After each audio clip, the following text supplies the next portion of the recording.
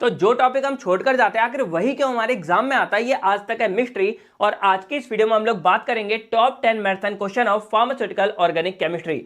तो हेलो दोस्तों, मेरा नाम है आकाश कुमार और स्वागत करता हूं मैं आप सभी के प्यारे चैनल केयरवेल फार्मा में। तो आज की इस वीडियो में हम लोग बात करेंगे अपने पीओसी सेकंड के 10 ऐसे क्वेश्चंस के बारे में जो आपको आराम से पास करा सकते हैं। इवन अगर आप अच्छे से पढ़ के जाते हो तो यही क्वेश्चन आपको टॉप भी करा सकते हैं। तो सबसे पहले आप ये बताइए कि आज का आपका इंजीनियरिंग का एग्जाम कैसा हुआ, कमेंट करके बताइए, और कितना आपका मैच हुआ हमारी उसकी टॉप 10 वाली वीडियो से, कमेंट करके बताइएगा। तो चलिए अब अपने क्वेश्चनों के बारे में बात करें, उससे पहले कुछ जरूरी बात है जो आपके लिए बहुत इंपॉर्टेंट है। पहली बात यह है कि आपका जो सिलेबस है यूनिट 1 से लेकर 5th तक का वो ऑलरेडी कंप्लीट हो चुका है। आपको सिंपली क्या करना है, केवल फार्मा ऐप पे जाना है, वहां आपको 3rd सेम के क्रैश कोर्स में जाना है, उसके अंदर आपको इसका कंप्लीट सिलेबस मिल जाएगा। आपकी 2 मार्क्स वाली वीडियो कंप्लीट हो चुकी है, वो भी आपको मिल जाएगी, और इनका जो सॉल्यूशन है वो भी आपको उसी के अंदर देखने को मिल जाएगा। बाकी एक और बात दोस्तों, इससे पहले हमने जो इंजीनियरिंग की वीडियो बनाई थी उस पर आपने बहुत ज्यादा प्यार दिखाया, इवन आपने टारगेट भी पूरा किया, तो बहुत अच्छा लगता है जब आप लोग सपोर्ट दिखाते हो। बाकी मैं चाहूंगा कि इस वीडियो पे भी आप इसी तरह सपोर्ट दिखाएं और इस वीडियो को लाइक कीजिए। और कमेंट में आपको क्या करना है, ऑर्गेनिक केमिस्ट्री की डेफिनेशन लिखनी, मैं सभी डेफिनेशंस को लाइक करने वाला हूं। और इसके अलावा अपने इस चैनल को सब्सक्राइब कीजिए अगर अभी तक आपने सब्सक्राइब नहीं किया हो। तो देखो, बाकी आपको पता है कि आपको पास कराने के लिए सिर्फ 2 वीडियो आपके लिए बहुत इंपॉर्टेंट होती है, एक ये टॉप 10 मैराथन वाली और एक आपकी 2 मार्क्स की निचोड़ वीडियो, वो भी जाके आप जरूर चेकआउट कर लेना। इसकी जो 2 मार्क्स वाली निचोड़ वीडियो हमारी ऑलरेडी कंप्लीट हो चुकी है, उसकी जो लिंक होगी वो आपको डिस्क्रिप्शन बॉक्स में और पिन कमेंट में हम दे देंगे, आप लोग जाके चेकआउट कर सकते हो। बाकी चलिए हम इसके क्वेश्चनों के बारे में बात करें। देखो, ऑर्गेनिक में क्या है ना, इसमें आपका जो क्वालिटी है ना वो आपकी क्वांटिटी से ज्यादा मैटर करती है। यानी कि इस सब्जेक्ट में मैं बोलूंगा स्पेशली कि आपके लिए ये मैटर नहीं करता कि आपने 4 पेज भरे हैं, 6 पेज भरे या 7 पेज भरे हैं।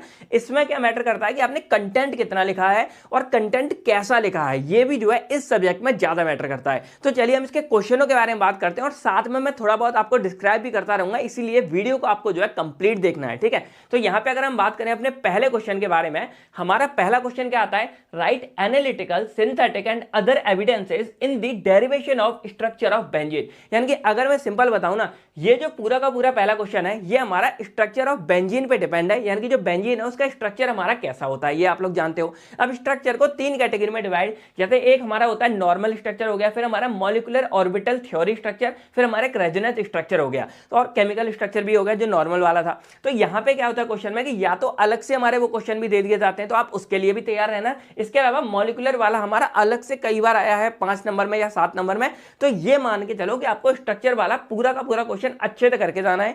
कभी भी हमारा ये क्वेश्चन या तो टुकड़ों में आ सकता है या इस तरह पूरा लॉन्ग क्वेश्चन भी हमारा आ सकता है कि भाई इसके analytical synthetic and other evidence आपको बताने होंगे। तो ये क्वेश्चन हमारा बहुत बहुत ज्यादा इंपॉर्टेंट है। ये मान के चलो कि हर बार हमारा ये एग्जाम में आता है, या तो एज इट इज हमारा ऊपर से नाम बाज आ जाएगा, या फिर हमारा इस तरह स्ट्रक्चर ऑफ बेंजीन करके आ जाएगा, या आपके सामने ये मॉलिक्यूलर फॉर्म में या फिर रेजोनेंस फॉर्म में देखने को मिल जाता है। तो ये क्वेश्चन आपके लिए बहुत बहुत ज्यादा इंपॉर्टेंट है। तो अब हम बात करते हैं अपने क्वेश्चन नंबर 2 के बारे में। तो देखो यहां पे हमने क्या किया कि क्वेश्चन नंबर 1 और 2 ये हमारी यूनिट 1 से है, इसी तरह हमने हर यूनिट से जो आपके लिए 2 क्वेश्चन लिए हैं। अब ये जो हमारा दूसरा क्वेश्चन है इसमें 2 पार्ट आपको दिख रहे होंगे। तो जो दूसरा पार्ट है वो हमारा कभी कभी आता है, बाई चांस आता है, लेकिन जो पहला इसका पार्ट है यानी कि रिएक्शन वाला, ये हमारे लिए बहुत इंपॉर्टेंट है। इस क्वेश्चन को समझ लेते हैं। हमारा क्वेश्चन आता है, right a details note on electrophilic substitution reaction of benzene. यानी कि बेंजीन की जो हमारी इलेक्ट्रोफिलिक वाली रिएक्शन है वो आती है बहुत बार एग्जाम में, बहुत इंपॉर्टेंट है, अच्छे से कर लेना। लेकिन इसमें भी मोस्टली हमारी 2 रिएक्शन आती है, मैं इधर से दिखाता हूं,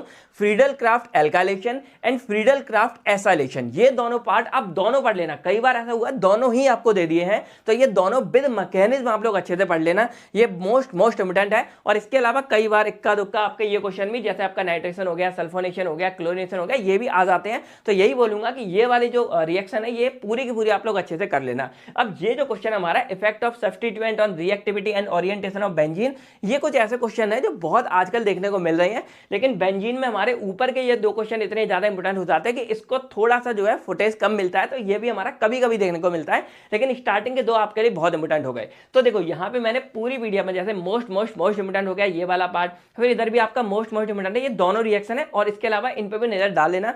सारा कुछ मैंने यहाँ पे आपको दिखा रखा है, ठीक है। इसके अलावा आपके 2 मार्क्स, वैसे 2 मार्क्स से निचोड़ वीडियो देखोगे, ये सारे के सारे छोटे टर्म आपके क्लियर हो जाएंगे, फिर भी वहां अच्छे से से देख लेना, जैसे हमारा हकल्स रूल हो गया, फिर आपका एक डीडीटी हो गए, सैक्रिन हो गए, बीएससी हो गए, इनके स्ट्रक्चर एंड यूज आपके 2 मार्क्स में आते रहते हैं। कई बार इन्हीं को, जैसे मान लो ये 3 है तो इन तीनों को मिला के हमारा 7 में भी डाल दिया जाता है। इस तरह से आप जो है इनको स्टडी कर। तो अब हमारा आता है क्वेश्चन नंबर 3। अब ये जो हमारा तीसरा क्वेश्चन है, यहां से ये तीसरा और चौथा ये हमारा जो है यूनिट नंबर 2 से आते हैं। तो हमारा इसमें तीसरा क्वेश्चन आता है, why phenols are acidic in nature, then explain effect of substituent on acidity of phenol. यानी कि सिंपल अगर मैं बोलूं, ये एक ही पार्ट है, आप ये मत सोचना एसिडिटी वाला अलग है, ये अलग है, ये अलग है, ये दोनों हमारा सेम आता है और दोनों मिलाकर आता है। यानी कि यहां सिंपली क्या आता है, या तो डायरेक्टली इस नाम से आएगा why phenols are acidic in nature, या आएगा write a details note on acidity of phenol. यानी कि फिनोल की एसिडिटी के बारे में हमको अच्छे से बताना होता है। तो ये पार्ट हमारे लिए बहुत ज्यादा इंपॉर्टेंट है और ये क्वेश्चन भी देखो मोस्ट इंपॉर्टेंट है, बहुत ज्यादा इंपॉर्टेंट है, अच्छे से करके जाना है।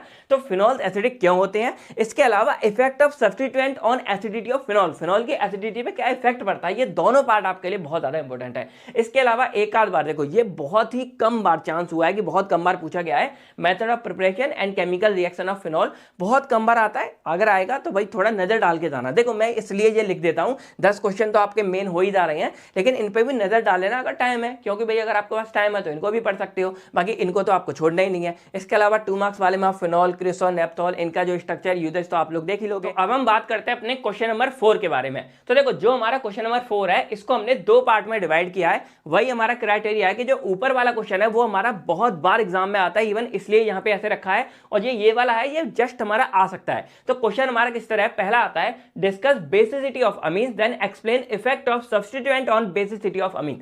तो जिस तरह हमारा यहां पे देख रहे हो आप, फिनोल के ऊपर हमारा आता है कि फिनोल की एसिडिटी हमको बतानी होती है, उसी तरह यहां पे हमको क्या करना होता है कि जो हमारे अमीन्स है उनकी बेसिसिटी हमको यहां पे बतानी होती है। बाकी ये भी होता है कि बेसिसिटी पे हमारा क्या इफेक्ट पड़ता है अगर हम कोई यहां पे सब्स्टिट्यूएंट को ऐड करते हैं। देखो इस बार क्या हो रहा है कि जो ऑर्गेनिक है उसमें जो इस तरह के क्वेश्चन है, इनको रीजनिंग टाइप क्वेश्चन बोलते हैं, यानी कि आपको थोड़ा रीजन वगैरह ये सब बताने होते हैं। तो ये क्वेश्चन हमारे काफी पॉपुलर हो रहे हैं और ये आ रहे हैं, तो इन क्वेश्चनों को आप बिल्कुल मिस मत करना, इनको ध्यान देके जाना, ठीक है। तो यहाँ पे ये वाला पार्ट आपका हो गया, ये आपका मोस्ट इंपोर्टेंट हो गया। अब इसमें आपको क्या करना है, जैसे एक एराइल डाइजोनियम साल्ट है, तो ये आप 2 मार्क्स के अकॉर्डिंग जो आप निचोड़ वीडियो देखोगे उसमें क्लियर हो जाएगा, पर इसको आप देख के जाना है, इसीलिए मैंने यहाँ पे लिख दिया है। देन आपके इसमें सेकंड पार्ट आता है method of preparation plus chemical reaction of benzoic acid. अब देखो बेंजोइक एसिड का क्या सीन है, जैसे ये जो हमारी यूनिट सेकंड है, इसमें ये ऊपर के ही हमारे 2 क्वेश्चन बहुत ज्यादा इंपॉर्टेंट है, हमारा फिनोल वाला और अमीन्स वाला, इसीलिए इसको कंफर्टेबल मिलता है कि ये एग्जाम में नहीं आ पाता। लेकिन कई बार ऐसा होता है कि क्वेश्चन बार बार हमारे ये दोनों डाल चुके होते हैं एग्जामिनर, तो सोचते हैं चलो एक बार ये डाल देते हैं।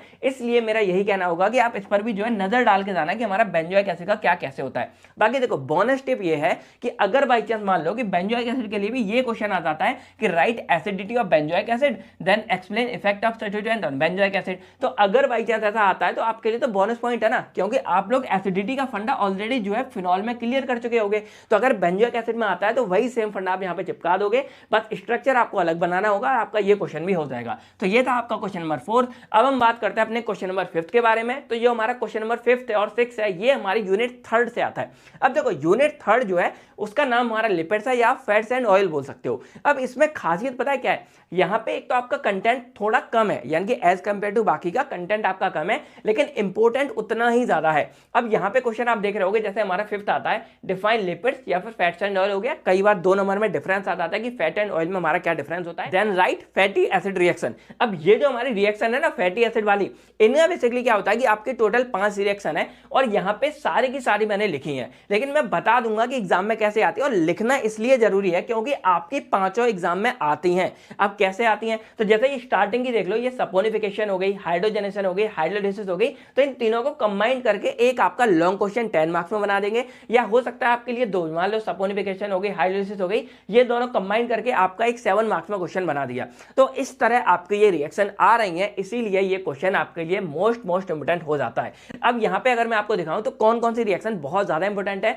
तो टोटल आपके सामने 5 रिएक्शन है, लेकिन इनमें सपोनिफिकेशन पे सबसे ज्यादा ध्यान देना मोस्ट इंपोर्टेंट है। और इधर साइड आपकी जो रेंसिडिटी ऑफ ऑयल वाली है, इस पे आप लोग बहुत ज्यादा ध्यान देना। बाकी यही बोलूंगा एग्जाम में डायरेक्टली जैसे आपकी सपोनिफिकेशन हो गई, इधर हाइड्रोलिसिस हो गई, मिला के दे दिया, इधर आपकी रेंसिडिटी ऑफ ऑयल हो गई, ड्राइंग ऑयल हो गया, मिला के दे दिया, आप लोग इवन क्वेश्चन पेपर में देख सकते हो। तो इस तरह भी आपके क्वेश्चन आते हैं। तो मेरा यही रहेगा कि इन 5 पे आप लोग अच्छे से ध्यान देना, लेकिन जो आपके यहाँ पे सपोनिफिकेशन हो गया, हाइड्रोलिसिस हो गया, रेंसिडिटी ऑफ ऑयल हो गया, इन पे थोड़ा ज्यादा फोकस देना, क्योंकि ये एज कंपेयर टू बाकी का कुछ ज्यादा इंपॉर्टेंट है। देन आपका यहाँ पे आता है क्वेश्चन नंबर 6। अब देखो ये जो क्वेश्चन नंबर 6 है ये आपका क्वेश्चन नंबर 5 के जैसा ही है, पर यहां पे हमें जो है इन सब की फैटी एसिड रिएक्शन पढ़नी होती है और यहां पे इनके लिए आपको पढ़नी होती है एनालिसिस। यानी कि यहां पे क्या है कि इन सब में एक वैल्यू हम निकालते हैं जो ये पता करते हैं कि हमारे जो लिपिड्स है वो सही है या खराब है, और इसके लिए आपके यहाँ पे पॉपुलर 6 होती है पूरी की पूरी वैल्यू, और इनमें ये जो 3 है ना ये आपके लिए सबसे ज्यादा इंपॉर्टेंट है। जैसे पहली आपकी आती है आयोडीन वैल्यू, क्वेश्चन आपका इस तरह आएगा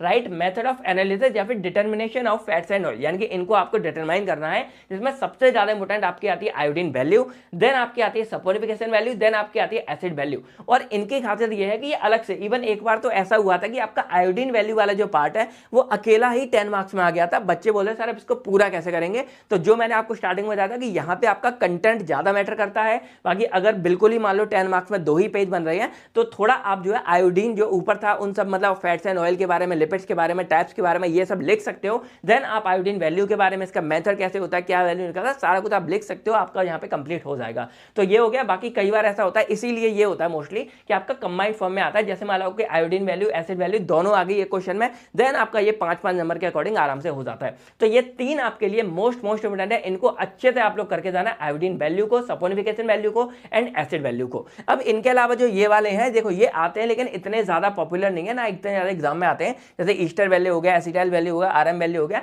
लेकिन कई बार ये पलटवार हो जाता है, तो बस नजर डाल के जाना। ये 3 आपके लिए बहुत ज्यादा इंपॉर्टेंट है। देन हमारे यहाँ पे क्वेश्चन नंबर 7 आता है। अब जो हमारे क्वेश्चन नंबर 7 और क्वेश्चन नंबर 8 है ये दोनों हमारी यूनिट नंबर 4 से आते हैं, और इनका मेन हमारा नाम क्या है, पॉलीन्यूक्लियर हाइड्रोकार्बन। अब इसके अंदर टोटल हमारे सामने 5 कंपाउंड आते हैं, और इन पांचों के बारे में सेम बात, यानी कि इनकी सिंथेसिस हो गया, यानी कि method of preparation, chemical reaction हो गया, स्ट्रक्चर हो गया, मेडिसिनल यूज हो गया। ये 4 बातें आपको पांचों इन सब्सटेंस के कंपाउंड्स के बारे में बात करनी होती है। अब इनमें कौन कितना इंपॉर्टेंट है वो मैं आपको बता देता हूं। जैसे हमारा क्वेश्चन नंबर 7 है, इसमें आता है डिफाइन पॉलीन्यूक्लियर हाइड्रोकार्बन, देन ये सारी की सारी बातें, और इसमें आपका सबसे ज्यादा इंपॉर्टेंट होता है नेप्थलीन। यानी कि ये मान के चलो कि जो नेप्थलीन है इसके बारे में क्वेश्चन आपका हर बार आता है, ये ऑल टाइम फेवरेट है। कई बार ये कम हो जाता है लेकिन ऑल टाइम फेवरेट क्वेश्चन में आप इसको काउंट कर सकते हो नेप्थलीन को, ठीक है। इसके अलावा आपका ट्राइफिनाइल मीथेन हो गया या डाइफिनाइल मीथेन हो गया, इनको आप जो एटलीस्ट है 2 मार्क्स के अकॉर्डिंग तो पढ़ ही लेना, आपका वहां पे कराया हुआ है, तो उसके अकॉर्डिंग तो आप एक बार इसको देख के ही जाना है। बाकी ये आपका सबसे ज्यादा इंपॉर्टेंट हो गया, इन पर नजर डाल सकते हो। लेकिन जो आपका क्वेश्चन नंबर 8 आता है